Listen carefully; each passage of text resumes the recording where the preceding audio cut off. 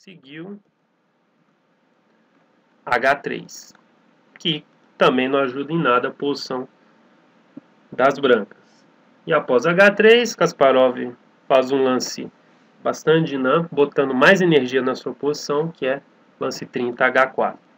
Essa posição das brancas já está totalmente desesperada. Então o restante aqui vem apenas como mera ilustração de como ele arrematou bem a posição. Seguiu dama H2, lance 31. No lugar de dama H2, aceitar o peão em H4 seria suicídio, porque G5 perde peça e a troco de nada. Leva garfo aí e a posição fica mais perdida ainda. Então seguiu. Diria talvez lance único, lance 31. Dama H2 e agora dama G5. Kasparov demonstra que todas as peças estão muito melhor que as peças adversárias. Um pouco mais preciso, no lugar de dama G5, seria o lance 31, dama C2. Mas é só uma questão de perfeccionismo na posição, porque dama G5 também é perfeitamente jogável. E vantagem decisiva. Agora já é difícil sugerir lance para as brancas, seguiu lance 32, cavalo D3. Uma tentativa para salvar desesperado seria lance 32, bispo D2, mas dama F5 e o futuro dama C2 é ganho. Mas seguiu cavalo D3, bispo D4. A posição das brancas é totalmente sem solução. Um pouco mais exato seria bispo E3, lance 32. Um pouco mais exato seria o lance 32, dama E3. Mas seguiu bispo E3. No lugar de bispo E3, seguiu lance 32, bispo D4. Então, torre F4, torre D8, ativando a última peça que faltava, que agora só faltava a torre de F8 entrar em jogo. Ela entrou e agora os problemas das brancas só vão aumentar. Seguiu torre de DF1. Uma outra tentativa poderia ser dama G4, ou torre G4 na verdade, mas após dama E3, por exemplo, cavalo E1, torre tom C3 exclama, B tom C3, bispo B6 e a posição das brancas aí não tem defesa, principalmente pelo fato do peão A, o rei exposto, tudo mais. Então seguiu no lance 34, torre de DF1. Seguiu torre D7. Um pouco mais preciso é A3, que já ganharia rapidamente. Mas ele quis defender F7. E agora, bispo E1. Leva um bonito arremate. Também simples de entender. Que é bispo toma E5. Um pouco mais preciso e que ganharia mais rápido ainda seria torre C2, atacando G2, e é difícil ver uma forma de salvar todos os problemas que as brancas têm. Mas ele seguiu bispo toma E5, lance 35, e as brancas abandonaram. Por exemplo, uma tentativa para seguir a partida levaria um belo arremate posicional. Seria, por exemplo, lance 36, cavalo toma E5, torre toma F4, torre toma F4 único, dama toma E5, atacando o bispo de E1. Uma possibilidade para tentar salvar toda a problemática na posição seria bispo F2, agora torre D1, bispo G1. Então, torre toma G1 exclama, rei toma G1 único, dama E3. Toda essa sequência é mais ou menos forçada. Claro que tem algumas alternativas aí, mas estou apenas querendo ilustrar uma interessante e bela sequência que poderia ocorrer. Torre F2 e agora E5 praticamente terminaria a partida aqui com um belo zugzwang, porque a posição das brancas não tem lance útil. A dama não joga, a torre não joga, o rei não joga e nenhum dos peões podem mover. E aí praticamente qualquer lance perde. Seria um belo arremate posicional por parte das negras. Mas, como eu disse, a partida acabou bem antes. Após bispo toma E5 no lance 35, Majerramov decide abandonar e poupar sofrimento. Nessa partida, serve para ilustrar interessantes temas táticos que podem surgir na siciliana. E, claro, Kasparov optou desde o início um plano bem otimista, que poderia ter dado muito errado, mas o adversário também colaborou e não aproveitou devidamente. Mas independente desse excesso de otimismo Kasparov na abertura, não deixa de demonstrar o incrível potencial dinâmico da siciliana, não só nessa variante, mas em outras variantes. E aí Kasparov já começava a demonstrar, nesse ano de 73, todo o potencial de cálculo que o tornou uma lenda nos tabuleiros. Então é isso, e dessa forma ele fecha muito bem o ano de 73, o que eu já citei inclusive na videoaula anterior, que ele conheceu Nikitin e Botvinnik, que ambos foram importantíssimos na sua carreira. Foram dois treinadores que eu acredito que tiveram papéis decisivos para Kasparov.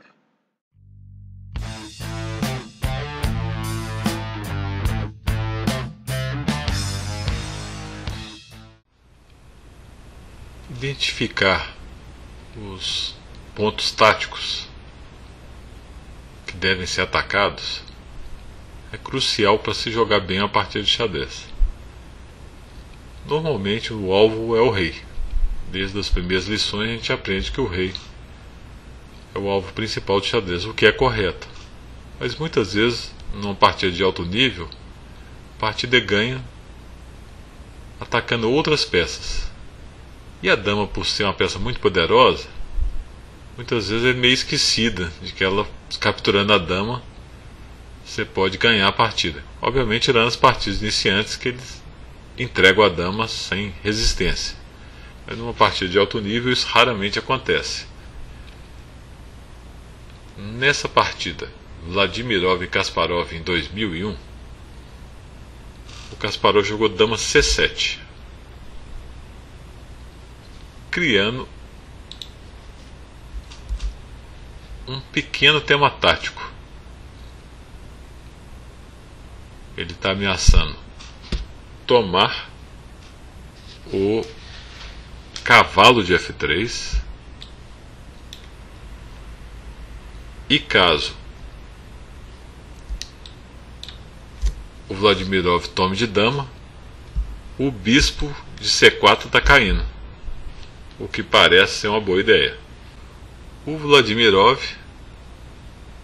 não importou, jogou bispo B2, porque depois de bispo toma F3, dama toma F3, a torre de A8 está caindo. Parece que o Kasparov cometeu um erro de cálculo, mas o Kasparov seguiu tranquilamente. Dama toma captura C4, dama toma A8, e o Amat Savini aqui diz que o Kasparov agiu como uma aranha, convidou a dama a entrar na teia e agora vai capturar sua vítima. Não é tão óbvio como vai ganhar essa dama aí, mas é bonito. Cavalo C6, cortando a volta da dama. Dama B7, cavalo D5, limitando ainda mais a ação da dama. Torre E1,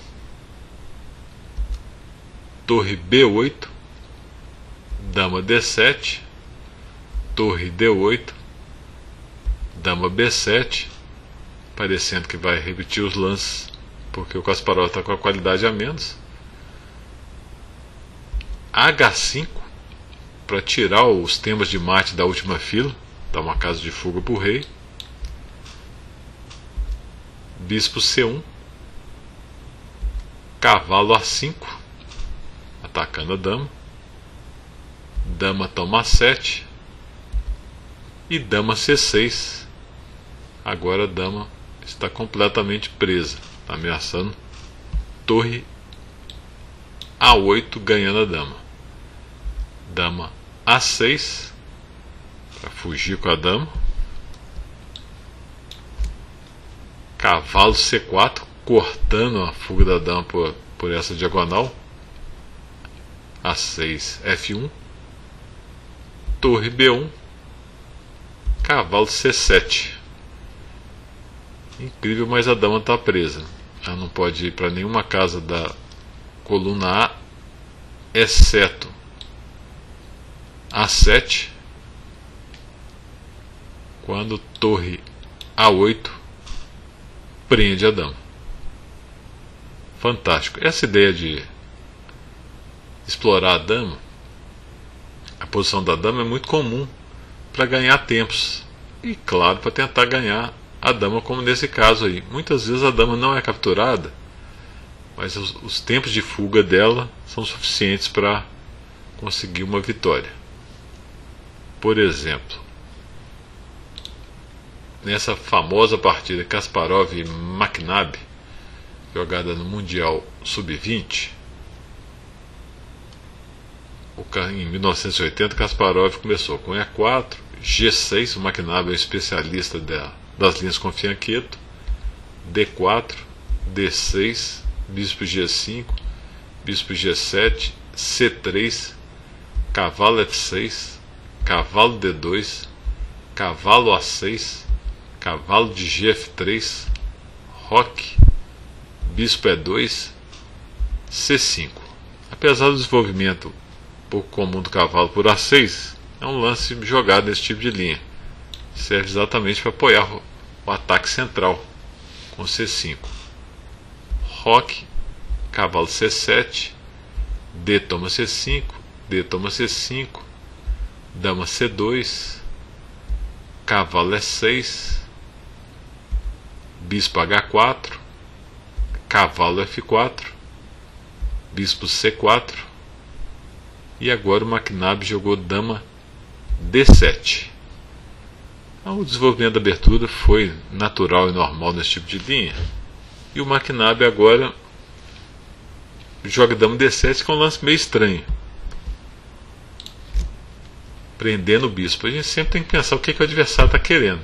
O Kasparov obviamente previu que ele queria jogar um B5 e já jogou o A4 profilático aqui, evitando. Mas o dama D7 tinha mais uma ideia. Cavalo de 6 H5, torre de F1, dama G4.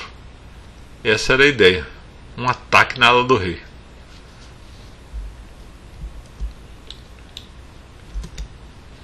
O ataque na ala só deve ser defendido passivamente se não tiver nenhuma outra opção. Quando o adversário está atacando uma das alas, o ideal é contra-atacar no centro ou na outra ala, claro, fazendo a defesa também. O procedimento do Kasparov aqui é padrão. Bispo G3, defendendo a ameaça direta, não foi muito bom do Makhnabi, já que, apesar de aumentar o controle central, ele fecha o bispo para sempre, né? Talvez estivesse pensando que poderia arrematar a partida aí já direto, no ataque na ala do rei. Torre de AD1, Kasparov vai pelo centro. Também tem uma ameaça aqui de H3 em algum momento, e a dama está ficando presa, porque das poucas casas que ela tem para voltar, a torre agora domina. Então ele resolveu voltar a dama direto. Dama D7, cavalo F1, dama C7, cavalo E3, e todas as ameaças da ala do rei foram dissipadas. Esse bispo do Kasparov aqui está muito agressivo. O Makhnabi jogou bispo E6, mas ele aceita ficar com o outro bispo. O Kasparov trocou, bispo toma E6, cavalo toma E6. Essas trocas sempre são muito boas a longo prazo. Você vai ficando com as melhores peças e o adversário com as piores. É a teoria de simplificação do Capablanca. Cavalo D5, atacando a dama. Dama B8. Bispo H4, melhorando o bispo, já que ele já acabou a função dele de defesa. Rei H8. Cavalo D2. B5. A toma B5. Dama toma B5. Torre A1. Cavalo de H F4. Dama A4. O Kasparov quer trocar as damas para explorar a estrutura de peões da ala da dama. O Makhnabi não precisava jogar o B5 lá atrás, ele jogou para conseguir um jogo mais ativo. Mas mesmo com esse problema dos peões, o Makhnabi deveria trocar as damas se ele soubesse o que estava por vir pela frente aí. Ele jogou dama D3. Agora o Kasparov vai explorar a exposição da dama e lançar um ataque ao rei. Dá para acreditar? Então observem bem essa posição, que ela é muito instrutiva. Como ele ganha vários tempos para colocar as peças em posições ideais e, claro, piorar as posições das peças do Makhnabi. Torre de A D1, que parece ser um erro, porque cavalo toma D5, E toma D5, dama toma D5, o Makhnabi acabou de ganhar um peãozinho. E agora deve ter pensado, pelo menos um empate eu consigo, até uma vitória, né? Estou com um peão a mais. Cavalo C4.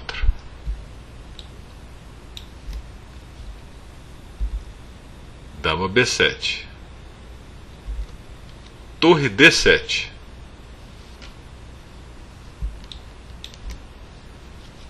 Dama B8. Bispo E7. Torre E8.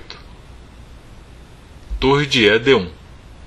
Através de ameaças sucessivas, o Kasparov colocou as peças muito melhor. Agora veja que as pretas têm um problema com a torre, com a própria dama. O Kasparov está ameaçando o bispo D6, seguido de bispo toma E5. O Makhnabi tentou bispo F8 para fazer a troca dos bispos. O Kasparov jogou bispo F6 cheque, bispo G7 e agora trocou.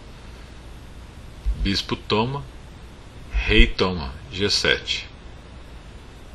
Cavalo D6. Ataque F7, ataque E8, torre F8 forçado, torre B7, mais uma vez pressionando a dama. Dama D8 e o golpe cavalo toma F7. Vou voltar um lance aqui. Claro que depois de torre B7 ele só tinha dama D8 entrando em cima do descoberto na coluna D.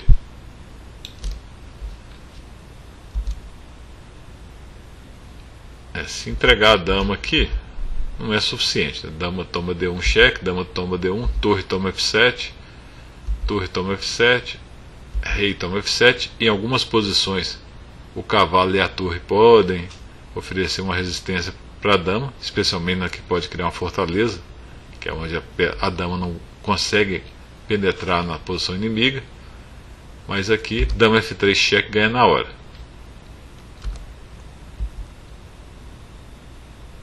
Então depois de cavalo toma F7, o Makhnabi jogou dama F6, dobrou na sétima fila das torres. Dama F4, tentando um último contra-ataque aqui. Simplesmente troca as damas. Dama toma F4, E toma F4, cavalo G5, rei F6, cavalo toma H7 cheque. E obviamente as pretas estão completamente perdidas. Está caindo muito material aí. Está caindo a torre, A7, fora a posição do rei. Nessa posição atual o Kasparov já tem um peão a mais, e está ganhando uma qualidade no mínimo mais um peão. O McNabb abandonou uma brilhante demonstração de como defender um ataque na ala do rei e como explorar a posição ruim da dama adversária. Com esse vídeo estamos começando uma nova série. Quem já está acostumado com o meu canal sabe que sempre posto esses vídeos gratuitamente, há mais de 250 para explorar à vontade. Agora, com a colaboração do mestre internacional Roberto Molina, vamos lançar esse gratuito e mais uma série comercial, no caso do Kasparov, de 10 vídeos, cada um mais ou menos com 1 hora. Quem estiver a fim de comprar, contribuir comprando os outros vídeos, ou que gostar desse e quer ver as outras brilhantes partidas e ideias do Kasparov, pode adquirir o vídeo no site do Clube de Xadrez.